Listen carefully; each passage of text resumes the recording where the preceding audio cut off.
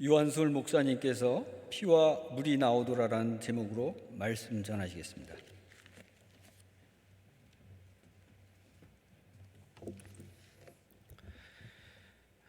네, 금년이 2022년입니다. 정확하게 말하면 AD 2022년입니다. 여기서 AD란 앞에 화면에서 이렇게 보실 수 있듯이 주님의 해라는 라틴어 아노 도미니의 앞자를 이렇게 따서 AD라고 합니다. 그러니까 금년이 주님께서 탄생하신 지 2022년이 되는 해라는 뜻입니다. 이 AD라는 역사의 기원을 제안한 사람은 6세기경에 로마의 수도 원장이었던 디오니시우스 엑시구스라는 사람입니다.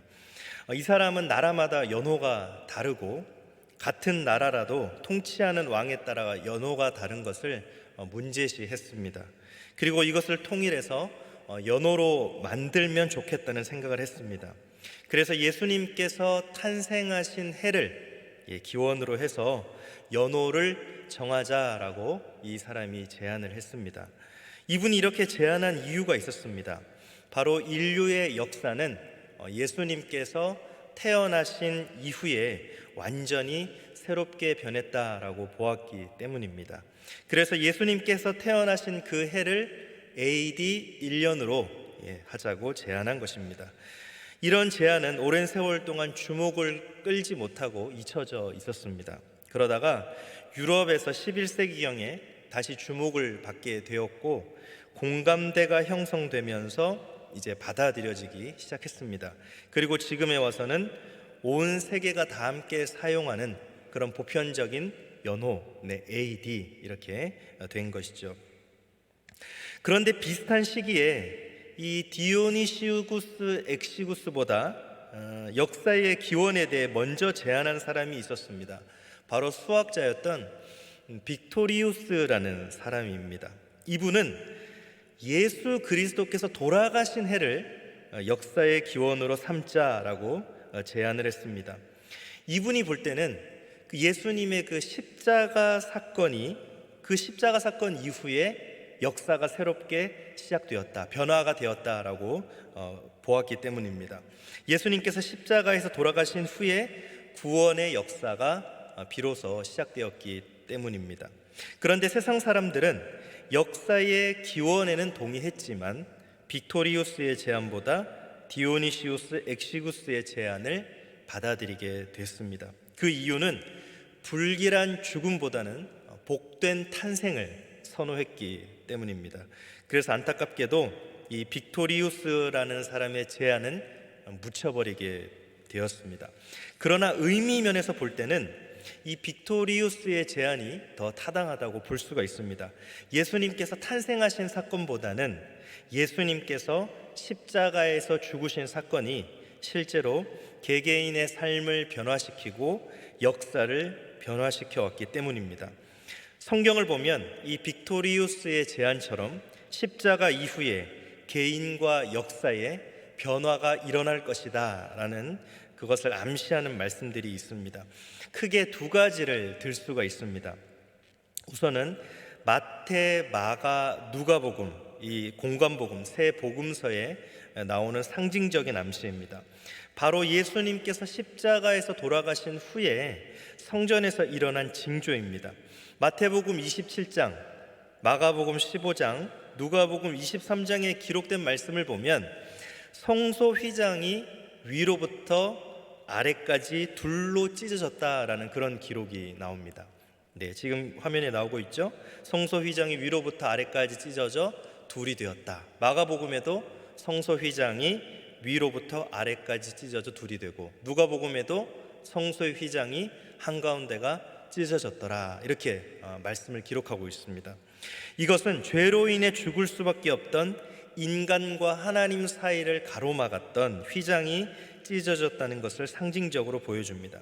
다시 말해서 인간이 죄사함을 받고 하나님께 나아갈 수 있는 길이 열렸다는 뜻입니다. 그러니까 예수님께서 십자가의 죽으심으로 구원의 문이 열렸다라는 것을 말씀해 주고 있습니다. 다음으로 요한복음에 나오는 상징적인 암시를 보겠습니다. 오늘 본문 요한복음 19장 34절인데요. 그중 한 군인이 창으로 옆구리를 찌르니 곧 피와 물이 나오더라 그랬습니다. 예수님께서 십자가에 달려 죽으신 후에 로마 군인 한 사람이 창으로 예수님의 옆구리를 찔렀는데 피와 물이 나왔다는 것입니다. 어떻게 보면 막 죽은 시신을 그 창으로, 날카로운 창으로 찔렀을 때 피와 물로 보이는 혈청 같은 것이 나오는 것이 자연스러운 현상이겠지요. 그런데 요한은 굳이 왜 이 이야기를 이렇게 기록해 놓았을까요? 왜 공관복음에는 전혀 언급이 되지 않는 이 이야기를 요한은 이렇게 기록을 해 놓았냐는 것입니다. 오랜 세월 신학계에서는 이 문제에 대해 연구를 해왔습니다. 그리고 결과는 요한이 이 이야기를 통해서 예수님의 죽으심의 상징적인 의미를 전하려고 했다는 것입니다. 그리고 요한이 예수님의 죽으심의 상징적인 의미를 공관복음과는 다르게 이 다른 이야기를 통해서 전하려고 했다는 것입니다. 그러니까 공관복음은 성전 휘장이 찢어지는 이야기를 주목했다면 요한복음은 예수님의 옆구리에서 물과 피와 물이 흐른 그 이야기를 주목했다는 것입니다.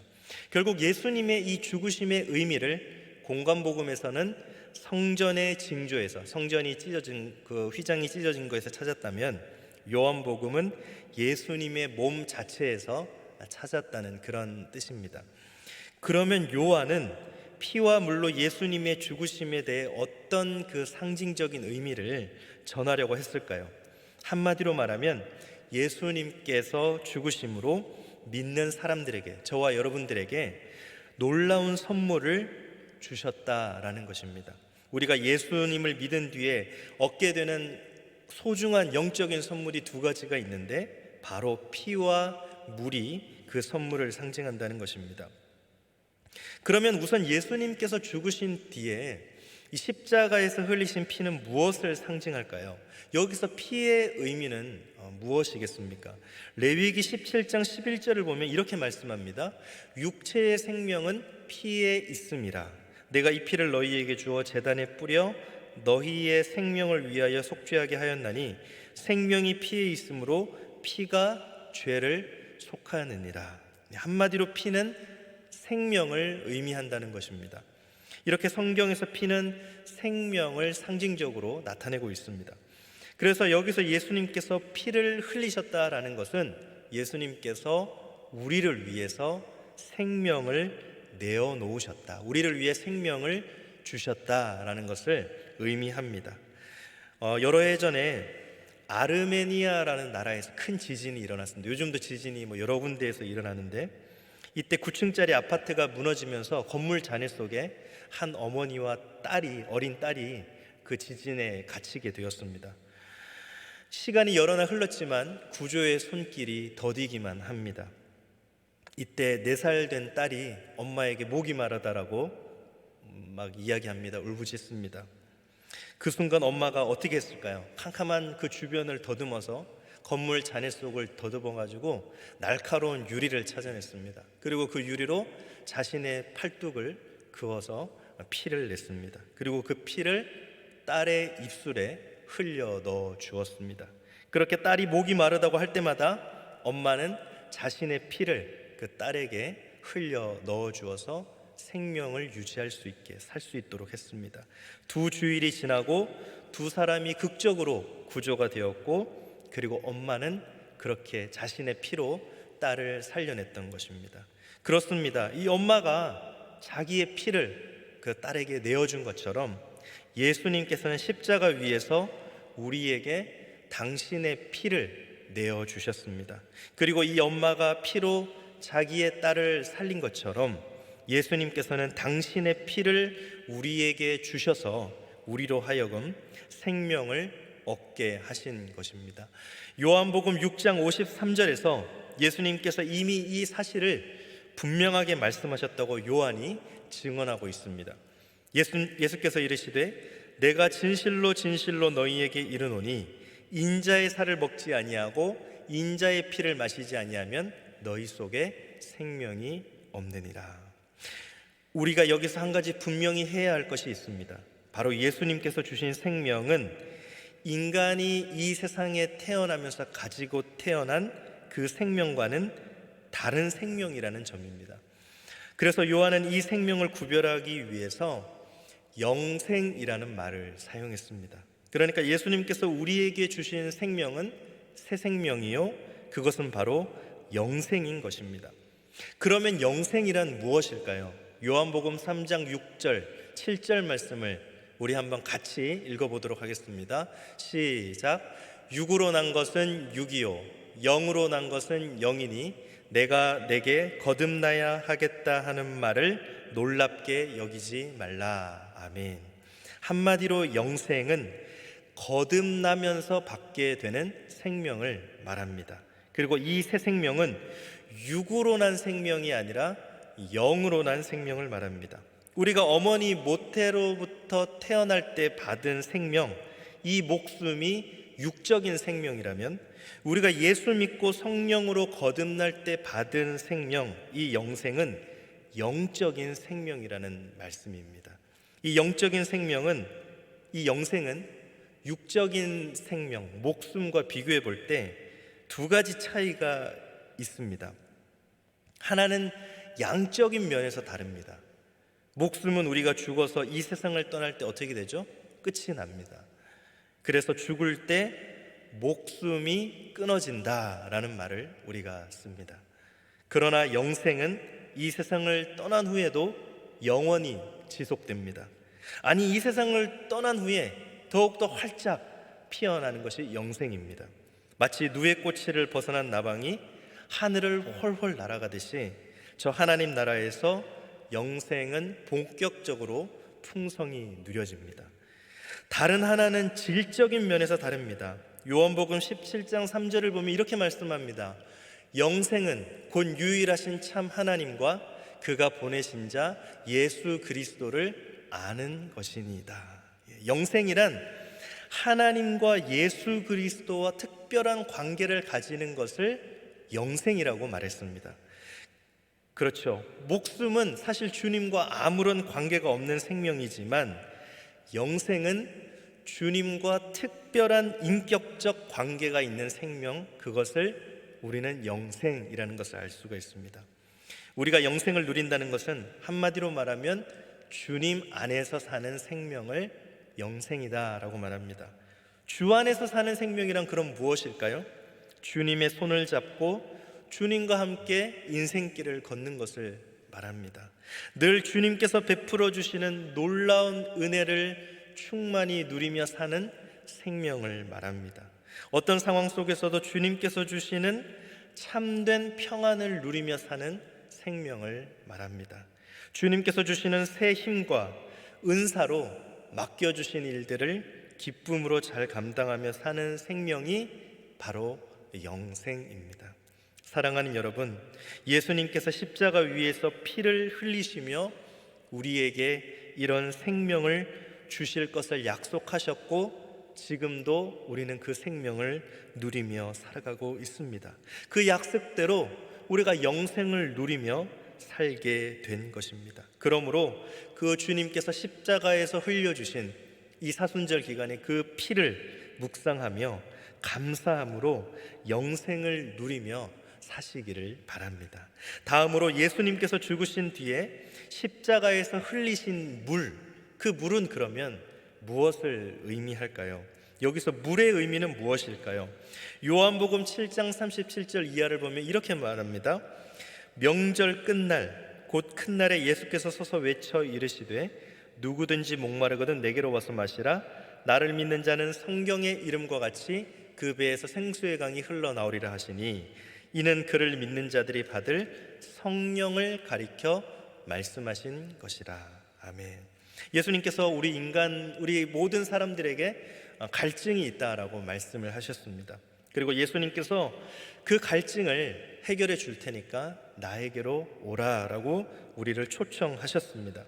그러면서 예수님을 믿으면 생수가 그 속에서 흘러나와서 그 갈증을 근원적으로 해결하게 될 것이라고 말씀을 하셨습니다. 이때 인간의 갈증을 해결해 줄 물을 생수다라고 말씀을 하셨고, 그 생수는 곧 성령을 가리킨다라고 말씀을 하셨습니다.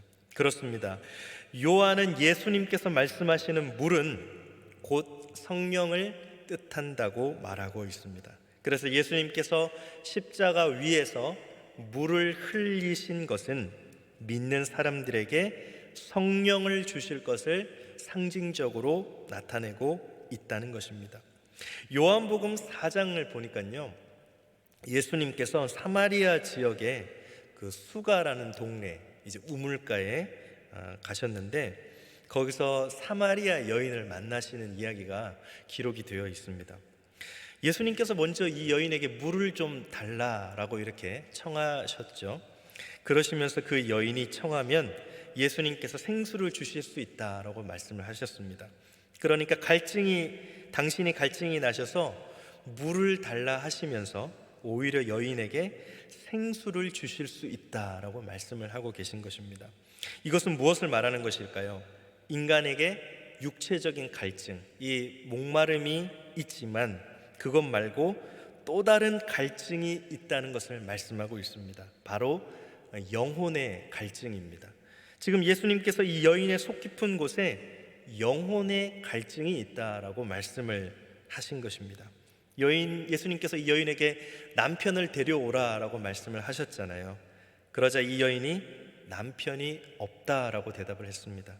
예수님께서 그 말이 옳다고 하시면서 이 여인의 형편을 자세하게 말씀하셨습니다. 바로 이 여인에게 남편이 5이 있었고 지금 함께 사는 남자도 남편이 아니라는 것입니다. 실제로 이 여인은 부정한 여인입니다. 성적인 문란함 때문에 여러 번 결혼과 이혼을 거듭했습니다.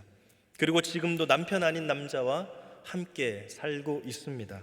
그래서 사람들의 이목이 두려워서 아무도 우물에 나오지 않는 그 뜨거운 대낮에 지금 홀로 우물가에 나와서 물을 기르려고 하고 있습니다. 그러니까 이 여인의 속 깊은 곳에는 이 죄로 인한 고통이 있었던 것입니다. 어떻게든지 이 죄 문제를 해결해 보고 싶은 간절한 열망이 있었던 것입니다. 예수님께서 이 영혼의 갈증을 지금 말씀하고 계신 것이죠. 요한복음 4장 14절을 보면 예수님께서 여인에게 이렇게 말씀하셨습니다. 우리 한번 같이 읽어보겠습니다. 시작. 내가 주는 물을 마시는 자는 영원히 목마르지 아니하리니 내가 주는 물은 그 속에서 영생하도록 솟아나는 샘물이 되리라. 아멘. 예수님께서 영적인 갈증을 해결할 물을 주시겠다는 것입니다. 그 물이 무엇입니까? 바로 성령입니다. 그렇다면 여러분, 이 수가성 여인, 도대체 이 수가성 여인, 여인이 가지고 있었던 그런 목마름, 이 결핍이라고 하는 것은 과연 어떤 것이 있었을까요? 요한복음 4장 17절 18절을 보니까 여자가 대답하여 이르되 나는 남편이 없나이다. 예수께서 이르시되 네가 남편이 없다는 말이 옳도다. 너에게 남편 5이 있었고 지금 있는 자도 너의 남편이 아니니 너의 말이 참되도다 그랬습니다. 이 여인을 거쳐갔던 남자가 몇 명이었습니까? 5명이었습니다. 그리고 현재 있는 남자까지 5 플러스 1, 6명이죠. 그러니까 6명이면 사실 엄청나게 많은 것이죠. 이 당시 상황에서는 더구나 6명의 남자를 거쳤다는 것은 정말 대단한 것입니다. 보통 일이 아니죠. 무슨 말입니까? 젊어서부터 많은 남성들을 거쳤지만 이 여인의 마음속에는 만족감이 없었던 것입니다. 개인적 관계에 있어서도 이 여인은 지금 결핍과 그런 목마름을 가지고 있죠. 여러분, 이런 사람은요 10중 8구 이웃들과의 관계에 있어서도 그런 문제가 일어납니다. 사회적 관계에 문제가 일어나죠. 여러분, 주위에 있는 사람들이 이 여인을 가만히 뒀겠습니까? 아마 이 여인을 막 손가락질하고 비난하고 왕따시키고 소외시켰을 것이 분명하지 않습니까? 사회적 관계에 있어서도 이 여인은 아마 결핍과 그런 어떤 목마름을 가지고 있었을 겁니다. 여러분, 그것을 뒷받침해 주는 말씀이 요한복음 4장 6절과 7절에 잘 나옵니다. 거기 또 야곱의 우물이 있더라. 예수께서 길 가시다가 피곤하여 우물 곁에 그대로 앉으시니 때가 6시쯤 되었더라. 사마리아 여자 한 사람이 물을 기르러 왔음에 예수께서 물을 좀 달라 하시니. 어떻게 알 수 있습니까? 그녀 홀로 제6시에 뜨거운 해가 막 쨍쨍 내리쬐는 그 뜨거울 때에 홀로 우물가에 나타났습니다. 대체로 이스라엘의 여인들은 해가 질녘에 서늘해졌을 때 해가 질 쯤에 물을 뜨러 갑니다. 그것도 홀로 가지 않고 이렇게 단체로 물을 뜨러 가지요. 이 여인은 아무도 없는 그 시간에 남들의 시선을 피해서 이 우물가에 나타난 것입니다. 이것을 보더라도 이 여인은 사회적 관계에 그런 결핍과 목마름을 가지고 있었다라는 것을 우리가 알 수 있습니다. 또 이 여인의 출신은 어떻습니까? 사마리아 여인입니다. 사마리아 혼혈인이라고 하는 그런 결핍을 가지고 있었습니다. 어떤 정통 유대인들과 비교했을 때 민족적인 불만족, 그런 결핍, 그런 컴플렉스, 이것을 가지고 있었다고 볼 수 있죠. 그러니까 요한복음 4장을 읽어보면 야곱이라는 말이 굉장히 많이 나오고 강조되는 것을 볼 수가 있습니다. 야곱이 그 아들 요셉에게 준 땅, 야곱의 우물, 야곱을 굉장히 강조합니다. 심지어는 요한복음 4장 12절에 우리 조상 야곱이 이 우물을 우리에게 주셨고, 이 야곱의 우물에 대한 이 여인의 자부심 내지는 어떤 긍지, 어떤 집착을 볼 수가 있습니다. 여러분, 우리 조상 야곱, 이 말이 강조된 말입니까? 아니면 우물이 강조된 말입니까? 우물이 아주 시원하고 이 물은 특허받은 물이고 맛이 좋다, 이것을 얘기하려는 겁니까? 그게 아니죠. 이 우물이 어떤 우물이라는 겁니까? 그냥 우물이 아니라 우리 조상 야곱이 준 우물이다. 약속의 백성 이스라엘과 연관된 그러한 야곱이 우리에게 준 것이다. 그렇기 때문에 무슨 얘기입니까? 나는 보통 사마리아인이 아니라 언약 백성과 관련된 특별한 백성이다 라고 하는 사실을 은연중에 가지고 지금 표현하고 있는 것입니다. 왜냐하면 이 여인이 가지고 있던 그 민족적인 그런 결핍 때문에 그런 것이죠. 과거에 한국 사람이라고 하는 컴플렉스가 굉장히 많았잖아요. 해외에 나가서 우리나라가 어렵고 힘들고 좀 경제적으로 이렇게 못 살고 이랬을 때 막 외국인인 척하고 일본인인 척하고 중국인인 척하고 그랬던 적이 있지 않습니까? 이 민족적인 어떤 컴플렉스를, 그런 것들을 가지고 있었던 것이죠. 이 여인도 마찬가지입니다. 어디 그뿐입니까? 종교적인 차원에서도 목마름과 결핍을 가지고 있었습니다. 요한복음 4장 20절 이하를 보면 이 사마리아 여인이 사마리아 땅에서 자신도 알지 못하는 그것을 예배하면서 막연하게 정통 예루살렘 예배에 대한 호기심과 부러움을 가지고 있었던 것을 볼 수 있습니다. 그러니까 예수님께 이렇게 묻습니다. 우리는 예배를 이렇게 드리는데 예루살렘에서 당신들은 어떻게 예배를 드립니까? 궁금한 것이죠. 왜 그렇습니까? 자기의 땅에서 자기의 형식으로 예배를 드려도 만족함을 누릴 수가 없는 것입니다. 어떻습니까? 여러분들은 예배에 대한 그런 어떤 만족감이 있으십니까? 어떤 분들은 교회를 막 순회하기도 하고 내게 만족을 주는 예배와 장소와 형식을 찾아서 막 이렇게 돌아다니기도 합니다. 만족함이 없는 것이죠. 하나님과의 관계에 있어서도 분명 문제가 있는 것이죠. 여러분 한번 따져보십시오. 이 여인은 개인적 관계에 있어서도 결핍과 목마름이 있었습니다. 사회적으로, 민족적으로, 심지어는 종교적으로 이런 총체적인 결핍과 목마름을 이 여인이 지금 안고 있었던 겁니다. 여러분, 결핍과 목마름이라고 하는 것은, 이 컴플렉스라고 하는 것은 절대 한 가지만 나타나지 않습니다. 항상 서로 연관이 되어 있고 이것이 독버섯처럼 퍼집니다.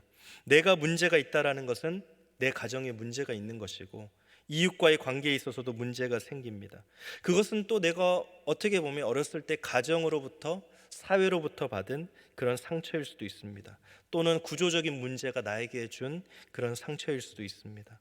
이 악순환이 계속해서 우리 삶에 있어서 반복이 됩니다. 이 여인도 마찬가지죠. 이런 총체적 결핍과 목마름을 가지고 있었기 때문에 계속해서 문제가 일어납니다. 사랑하는 여러분, 여러분은 지금 어떤 그러면 결핍과 목마름을 가지고 있습니까?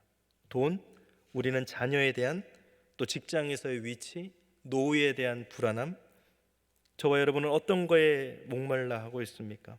도대체 이 총체적인 결핍과 목마름을 해결할 수 있는 방법이 도대체 무엇입니까?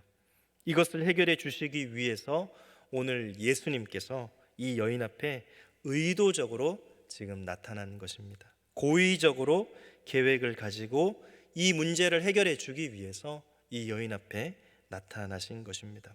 요한복음 4장 6절에 보니까 예수님께서 길 가시다가 피곤하여 우물 곁에 그대로 앉으시니 때가 6시쯤 되었더라.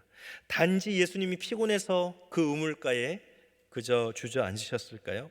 단 그 이유만으로 피곤하시기 때문에?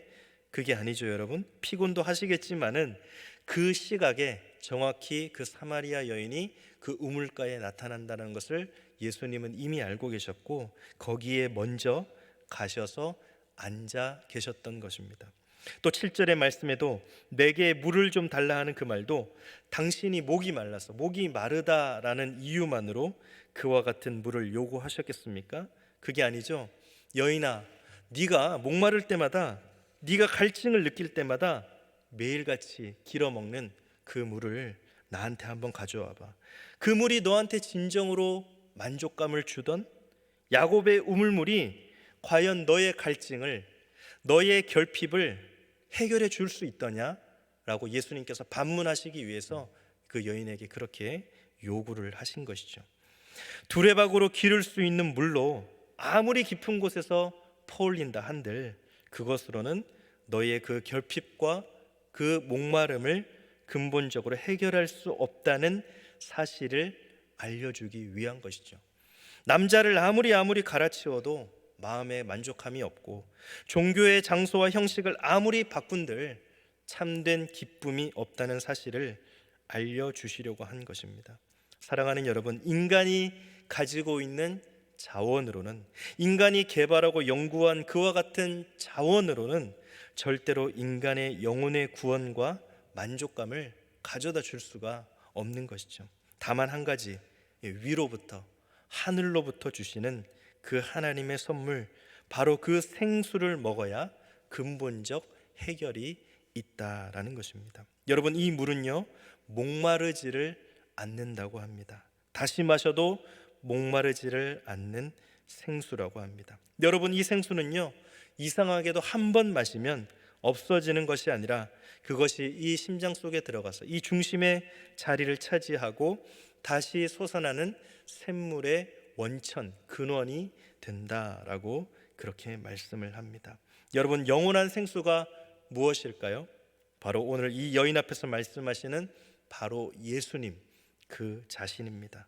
먼저 찾아오셔서 물을 달라고 요구하시는 바로 그 유대인 남자, 그분 바로 그 예수님입니다. 이 여인에 대해서, 이 여인이 걸어온 그 삶의 자취에 대해서 너무나 정확하게 알고 계시는 그야말로 선지자이신 예수님, 바로 그분입니다. 거쳐갔던 6명의 남편보다도 그녀를 더 잘 알고 근본적으로 해결을 허락해 줄 수 있는 진정한 7번째 신랑, 바로 예수 그리스도 그분인 것입니다. 예배의 형식과 모든 장소를 초월해서 유일한 경배의 대상이신 바로 그리스도 그분이야말로 오늘 생수라고 하는 사실을 우리에게 알려주려고 하고 있습니다. 여러분, 이분 자체가, 이 예수님 자체가 우리가 마셔야 되는 생수라고 하는 사실입니다. 그렇습니다. 예수님께서는 우리에게 생수를 마시게 해 주십니다. 바로 성령을 보내주셔서 우리 속 깊은 곳에 오늘도 충만하게 부어주십니다. 그래서 우리로 하여금 영적인 갈증을 해결할 수 있도록 도와주시고 늘 잔이 넘치는 삶을 살게 해 주십니다. 사랑하는 여러분, 예수님께서 십자가 위에서 물을 흘리시며 우리에게 이런 성령을 주실 것을 약속하셨습니다. 그리고 지금 우리가 그 약속대로 성령 충만한 삶을 살게 된 것입니다. 그 물을 묵상하며 감사함으로 성령 충만한 삶을 누리시는 저와 여러분들이 되시기를 주님의 이름으로 축복합니다. 이제 교회력으로 우리는 사순절 셋째 주일을 보내고 있지요. 정확하게 말해보면 3월 2일 제2의 수요일부터 시작해서 부활절 전날인 4월 16일까지 6번의 주일을 제외하고 40일 기간 금년의 사순절을 우리가 보내고 있습니다. 교회는 오랜 세월 부활절을 준비하기 위해 영적인 준비 기간으로 이 사순절을 지켜왔습니다. 특히 사순절은 예수님께서 십자가에서 고난 당하신 것을 묵상하며 주님을 본받아 살고자 다짐하며 자기 훈련, 자기 절제를 하는 그런 기간입니다. 금년에는 우리가 주님의 십자가를 더욱 깊이 묵상할 수 있었으면 좋겠습니다. 십자가에서 피와 물을 흘려주신 주님을 묵상하시기 바랍니다. 흘리신 피가 상징하는 그 영생 주심에 감사하며 또 주신 영생을 풍성하게 누리시기 바랍니다. 그리고 흘리신 물이 상징하는 성령 주심에 감사하며 성령 충만한 삶을 살아가시기를 바랍니다. 그래서 이 사순절 기간에 저와 여러분들의 신앙이 더욱더 깊어지고 주님을 닮아가고 주님과 더욱더 친근해지고 또 주님께 더욱더 가까이 나아가는 그런 신앙의 깊이가 깊어지는 저와 여러분들의 삶이 되시기를 간절히 주님의 이름으로 축복합니다. 기도하겠습니다. 하나님 감사합니다. 우리 주님 십자가에서 피를 흘려 주심으로 우리에게 영원한 생명, 영생을 주셨음에 감사하며 그 영생을 풍성하게 누릴 수 있는 우리 모두가 될 수 있도록 주님 도와주옵소서. 주님 흘리신 물로 상징하는 성령 주심에 감사하며 또한 이 험악한 세상 가운데 성령 충만한 삶을 살아갈 수 있도록 도와주옵소서. 그래서 이 사순절 기간 우리 주님이 십자가를 묵상하며 피와 물을 묵상하며 그리고 더 깊어지는 가운데 주님께 가까이 다가가며 주님 부활하실 그날에 우리도 함께 부활할 것을 믿으며 감사와 기쁨과 또한 훈련으로 영적인 잠을 깨어 주님께 더 가까이 나아가는 우리 모두가 될 수 있도록 주님 우리의 삶을 이 사순절 기간 인도하여 주옵소서. 감사드리며 예수님의 이름으로 기도드립니다. 아멘.